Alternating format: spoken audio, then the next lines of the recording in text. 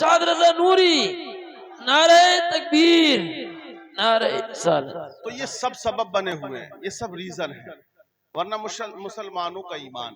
कुरान ने क्या कहा देखा, कुरान कहता है कि तुम्हारी आजमाइश होगी, तुम्हारा इम्तिहान होगा।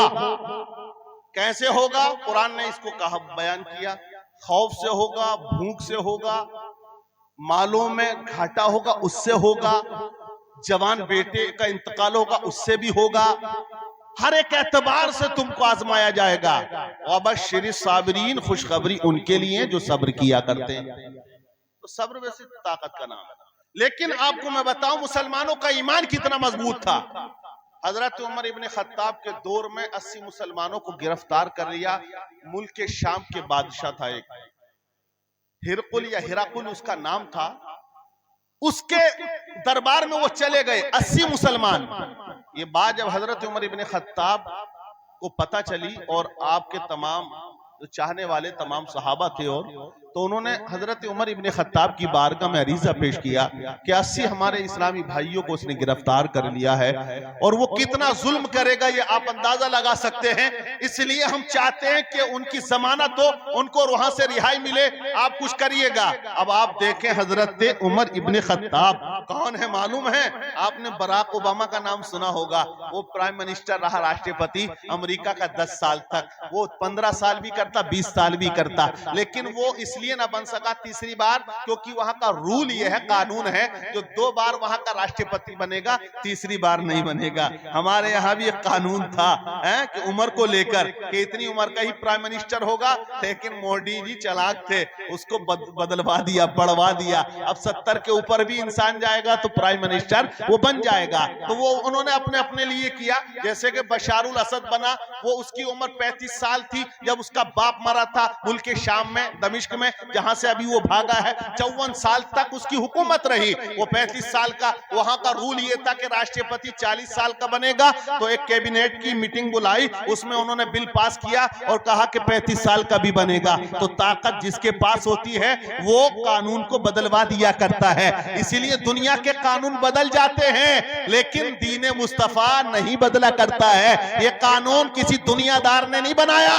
बल्कि ये कानून तो परवरदिगार ने बनाया है। दुनिया के कानून तब्दील हो जाते हैं, लेकिन अल्लाह का कानून कभी नहीं बदलता है। ला तब्दील अली कलिमातिल्लाह, अल्लाह का कलाम कभी तब्दील नहीं होता है। ये दुनिया के कानून होते हैं, बदल दिए जाते हैं। लेकिन उस जालिम ने भी जो कई साल तक हुकूमत करके गया, वहां मुसलमानों पे बड़ा जुल्म किया। इतना जुल्म किया कि 30 साल हो गए, यानी कि उसके बाप के दौरे हुकूमत में जो मुसलमान वहां की कैद में थे, मुल्क के शाम की, दमिश्क की, वो जब निकले ना 30 साल के बाद, तो मोबाइल को देख के हैरान थे वो कि मोबाइल क्या चीज है।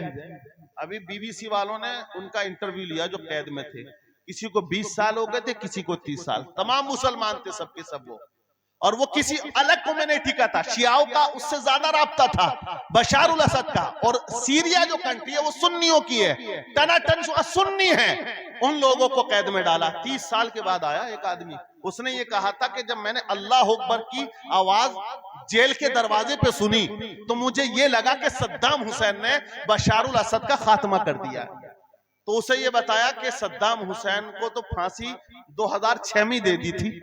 2006 में 30 दिसंबर को सद्दाम हुसैन को फांसी दे दी गई थी, लेकिन उसे नहीं पता क्योंकि उसने 30 साल के बाद सूरज देखा, बंद कोठरी में था। वो ये कहता है कि पेशाब पीने पे मजबूर होते थे हम अपना, कितना जुल्म किया होगा उन लोगों पर। मोबाइल उन्होंने नहीं देखा। उन्होंने कहा कि वो जुल्म हम पे किए जाते थे, रातों दिन कोड़े बरसाए जाते थे हमारी पीठ पर। वो अपने नोकीले जूतों से जो भी उसके सिपाही थे वो हमारे शरीर को कुचला करते थे। लेकिन वो कैसे मुसलमान हैं कि उन्होंने अपना ईमान, अपना धर्म नहीं बदला। आज देखिए कितना कमजोर ईमान है। अगर कोई इंसान अगर कुछ मारने लगे तो हमने नारे तक लगा लगाते हुए देखा है। मरना एक बार होता है, क्यों ना मोहम्मद की मोहब्बत में इंतकाल कर जाए, ये सबसे बड़ी बात होती है। लेकिन हजरत उमर का दौर भी आप देखिए, ऐसे बादशाह बराक ओबामा ने जब उनकी जीवनी को पढ़ा, उनकी लाइफ को पढ़ा, तो उसने ये लिखा, वो वाशिंगटन के अंदर वहीं पर अमेरिका की राजधानी में बैठकर बराक ओबामा ने कि ये 10.5 साल उमर हुकूमत करके गए, अगर एक उमर और होता ना इस्लाम के अंदर, तो सारी दुनिया के अंदर इस्लाम का झंडा लहराता हुआ नजर आता। इस्लाम का झंडा 10.5 साल हुकूमत की हजरत उमर ने, खलीफा रहे वो, और कितना लंबा चौड़ा उन्होंने मैदान बना दिया। 22 लाख मुरब्बा मील पर हुकूमत थी मुसलमानों की। आधी दुनिया क्या ताकत थी उनकी, ये अल्लाह वालों की ताकत है। वो सोते थे तो सामने वाला डरता था, सामने वाला वो सोते थे जमीन पर। आप देखें तो इतना लंबा अरसा, 10.5 साल का एक रिवायत में है 10.5 साल, और हजरत सिद्दीक अकबर 2 साल और कुछ माह, इसी तरह हजरत उमर उस्मान गनी 12 साल रहे। तो ये वो खलीफा है जिन्होंने इस्लाम को उरूज अता किया, बड़ी मेहनतें इन्होंने की है। आप देखें हजरत उमर ने कलम उठाया, लिख दिया मुल्क शाम के बादशाह के नाम कि 80 लोग तेरी गिरफ्त में हैं, इनको छोड़ दे, अगर नहीं छोड़ेगा ऐसा लश्कर तेरे पास भेजूंगा जो एक लम्हा भी अल्लाह की याद से गाफिल नहीं रहते हैं, और तू उनका मुकाबला नहीं कर सकता है। अब देखें जब उस बादशाह ने हजरत उमर के खत को पढ़ा, खत को पढ़ते ही उसके दिल पर तारी हो गया, खौफ तारी हो गया। हजरत उमर का नाम ही काफी था कि ये खत मेरी तरफ से है। अब आप देखिए उसने क्या किया, तलब किया एक सहाबी को जिनका नाम था हजरत अब्दुल्ला इब्ने हुज़ाफा, उनको बुलाया और कहा, उसने बादशाह ने, ए हुज़ाफा ये जो अमीर हैं उमर हैं, उमर ये कौन है तुम्हारे, या क्या रिश्ता है तुम्हारा? हजरत अब्दुल्ला इब्ने हुज़ाफा कहते हैं ये हमारे अमीरुल मोमिनीन हैं, ये खलीफतुल मुस्लिमीन है,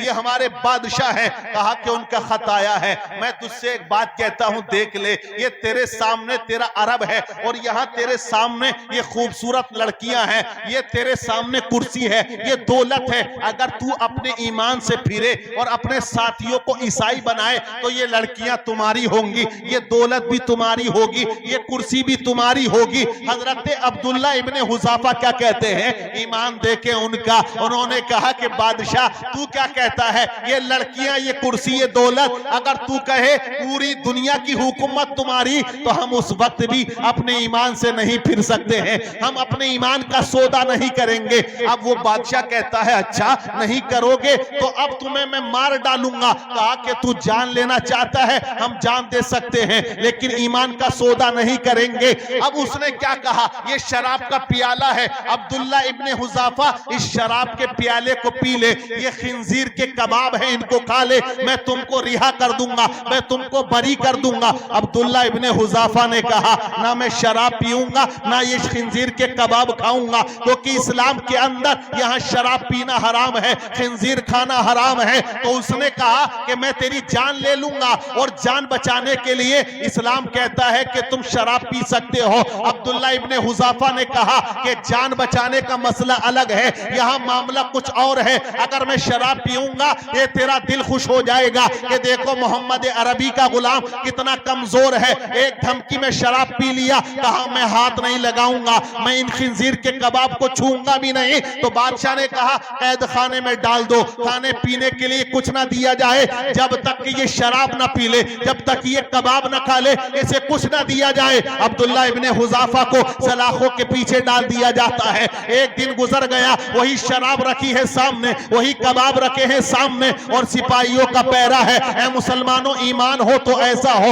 मोहब्बत हो तो ऐसी हो, मजबूती हो तो ऐसी हो। आज बिला वजह शराब के पीछे जाने वाला नौजवान अपनी आखिरत को तबाह करता है। मोहब्बत के नाम पर जाम, सेलिब्रेट के नाम पर जाम, बर्थडे के नाम पर जाम, शादी के नाम पर जाम, ये जाम पीते हो। अल्लाह के नबी इरशाद फरमाते हैं जो इंसान दुनिया में शराब पिएगा अल्लाह ताला उसे पी पिलाएगा, बदबूदार पानी पिलाएगा। अल्लाह के नबी इरशाद फरमाते हैं कि जो बंदा अल्लाह के खौफ से शराब को छोड़ देगा, शराब से बचेगा, अल्लाह फरमाता है मैं उसे जामे कौसर पिलाऊंगा, कौसर के जाम को मेरा बंदा पिएगा। तो आप देखिए कि कितना अजाब शराबी पर होता है, लेकिन यहाँ शराब का बड़ा नुकसान दुनिया के अंदर देखने में आता है। शराबी का घर तबाह, शराबी के बच्चे तबाह, शराबी की बीवी तबाह, शराबियों की वजह से कितने एक्सीडेंट होते हैं। लेकिन आज दुनिया में, हिंदुस्तान में क्या कहा जाता है मालूम है? सबसे बड़ा पैसा, आमदनी,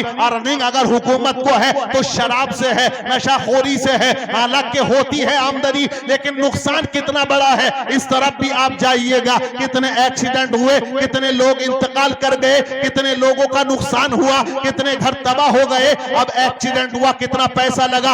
आप जाकर देख के हॉस्पिटल के अंदर कितने लोगों के हाथ पैर टूटे पड़े रहते हैं। तो शराब का फायदा कुछ नहीं, क्योंकि जब अल्लाह ने फरमा दिया इसमें फायदा नहीं नुकसान है, तो दुनिया मिलकर भी उसे फायदे के लायक नहीं बना सकती है। जब नबी ने फरमा दिया इसके अंदर फायदा नहीं नुकसान है, सारी दुनिया कहे इसमें फायदा है, फायदा है, हजरत साबित नहीं कर सकते, बल्कि उसमें नुकसान ही नुकसान रहेगा। इसलिए शराब के करीब ना जाएं। अब्दुल्ला इब्ने हुज़ाफा, एक दिन गुजर गया हाथ नहीं लगाया, 2 दिन गुजर गए हाथ नहीं लगाया, 3 दिन गुजर गए हाथ नहीं लगाया, आपने देखा तक नहीं। 3 दिन के बाद में मुल्क शाम के बादशाह ने दरबार में तलब कर लिया और कहा क्या इस अब्दुल्ला इब्ने हुज़ाफा ने क्या शराब को पिया, कबाब को खाया? तो सिपाही ने कहा, सैनिक ने कहा नहीं नहीं हजरत, खाना तो बहुत दूर की बात है, इसने तो देखा तक नहीं है। अब अब्दुल्ला इब्ने हुज़ाफा से वो मुखातब हुआ मुल्क शाम का बादशाह और कहा कि अब्दुल्ला इब्ने हुज़ाफा तूने क्यों नहीं खाया है? कहा मेरे इस्लाम ने हराम करार दे दिया,